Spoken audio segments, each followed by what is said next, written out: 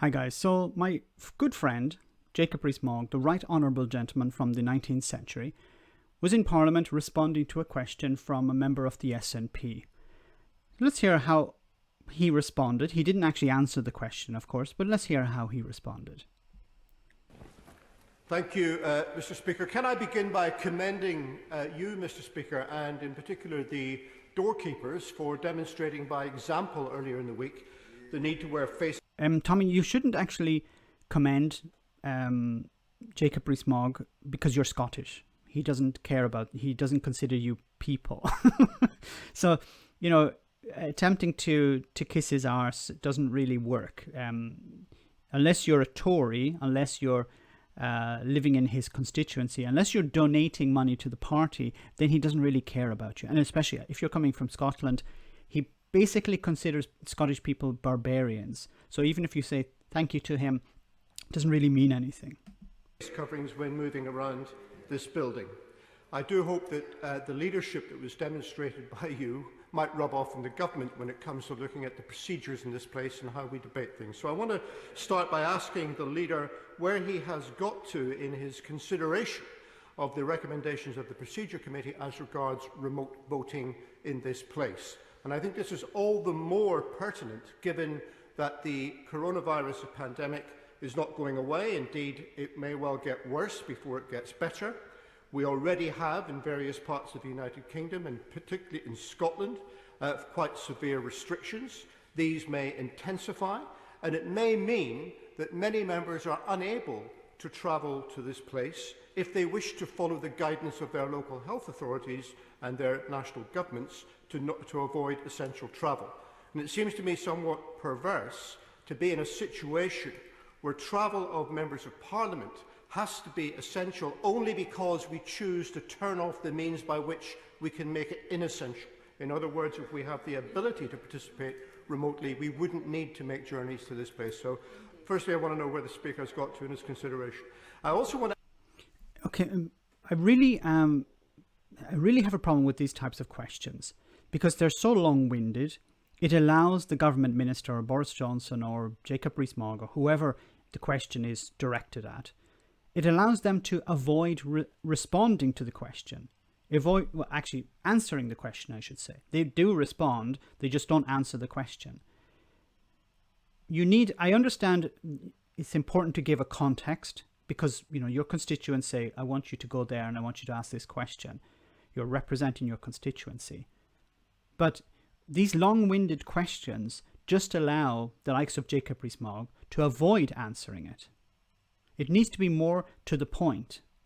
I want to ask about, will the Chancellor come and update the statement he made a couple of weeks ago concerning the continuation of support for businesses who are unable to trade because of the pandemic? His announcement about the job support scheme only has relevance to those businesses which are able to start trading at a reduced capacity. It has no relevance for businesses which are told to close and cannot trade at all and have no income coming in. So when can we get a statement on that? And finally, Mr. Speaker, on a completely different topic, I wonder if I can tease the Leader of the House to answer a question that the Prime Minister refused to answer, and that is that in May next year we have elections for the Scottish Parliament. If the Conservative Party and other Unionist parties are successful in that election, in gaining a majority of seats in the Parliament, would he regard that as a topical mandate for the Union at that election? And of course, he's not going to answer that. He's going to talk about something else.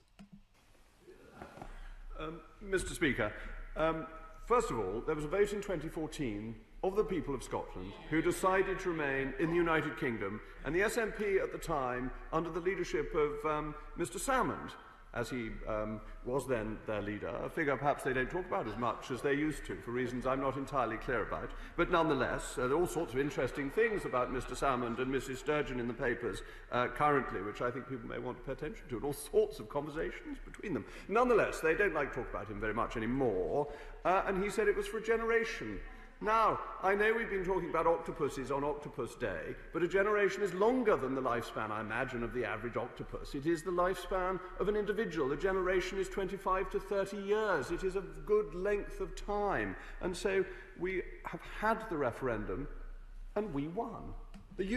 But surely, Jacob, oh my good friend Jacob, surely the union is strong.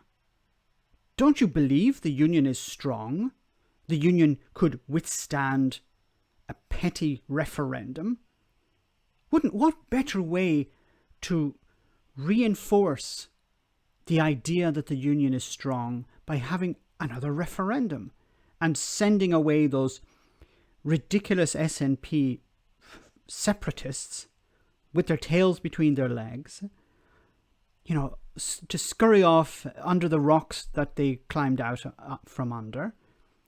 Have another referendum for the people of Scotland to demonstrate once again how truly British they feel, how strong the union is. Won't you join with me, Jacob? Join with me now in convincing the Scottish people to have a referendum so that they can clearly demonstrate once again how British they are, how un-Scottish they are, how they wish to be once again part, as always, part of the United Kingdom. And this ragtag group of SNP nationalists, they can be forgotten once and for all, because the union will have been demonstrated as something wonderful for all, accepted by all, and just as strong as it's always been. Unionists won. Even the Labour Party won in this sense. So I think it is something we can be very pleased about that happened in 2014. As regards... Oh, Jacob, I'm disappointed in you. Surely you understand that the union is strong and it could withstand a petty referendum, surely. Come on, Jacob. Proceedings in this place. It might be helpful if SNP members were more rigorous in attending to the details of the requirements of the rules, but leaving that to one side, we need to turn up to do our job. We are an essential service. And I think it's pretty wet, quite frankly, that we expect doctors, nurses, police officers, people working in supermarkets, we expect the cleaners in the House of Commons to come round and do their job, and we say we've got to stay at home because we're not... Jacob, do you not... What do they actually teach in Eton? You're sending your kids to Eton. What do they actually learn in Eton? Do they understand that a doctor and a politician are different? A cleaner and a politician are different. A nurse and a politician are different. People working in supermarkets and politicians are different. Do they not learn at least that they are different categories, that they do different things, they have different activities? Really? What do they learn in Eton?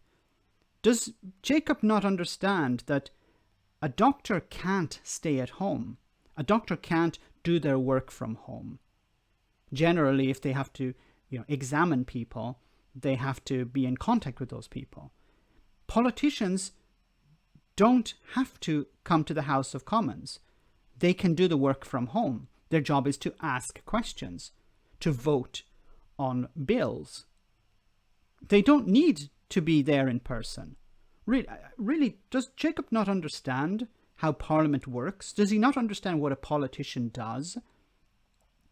I think we've moved on from the 19th century. It's not necessary. I know he probably has, a rotary phone at home. I don't know who designs his suits. They look like they're from the 19th century as well. I'm surprised he's going around with an uncovered head.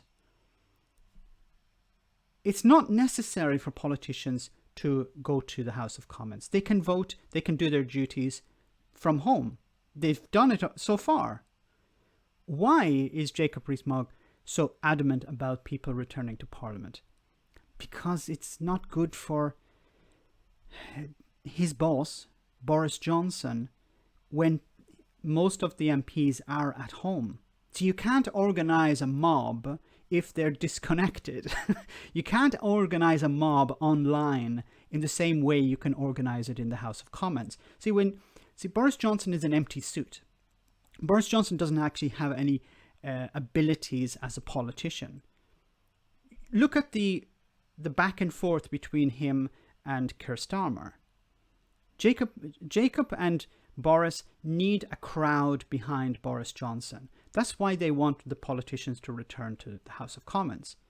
They need the House of Commons full, so when Boris Johnson says some ridiculous thing, even though it's ridiculous, and Keir Starmer responds, because Keir Starmer has a smaller party, his party can't shout as much as the Tories do. You can imagine, Boris Johnson has an 80-seat majority. Imagine the Parliament full, and they're all screaming, "Go Boris, Brexit means Brexit," whatever rubbish they're going to say.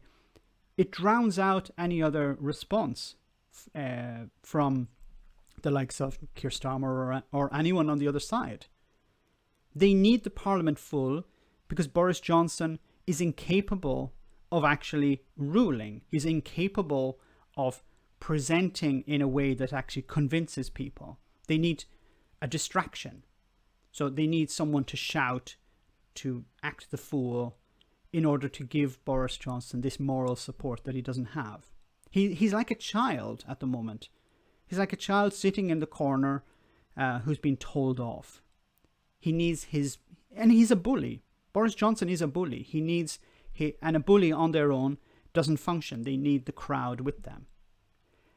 That's why Jacob Rees-Mogg wants the Parliament refilled. He doesn't care about democracy. He doesn't care about the rule of law. He doesn't care about parliamentary work. He wants it full because it's what his boss needs. Let me know in the comment section, guys, what you think. As always, your comments are greatly appreciated. Thanks a lot. I want to say a big thank you to all of my patrons. You ensure that this channel continues to exist. I'm eternally grateful for all of your support. If you join Patreon, you will receive instant access to our Discord server, where we have both audio and video chats. You can chat with me and other patrons, where we discuss important and non-important issues. Becoming a patron per month costs about the same as a large coffee, so why not check it out?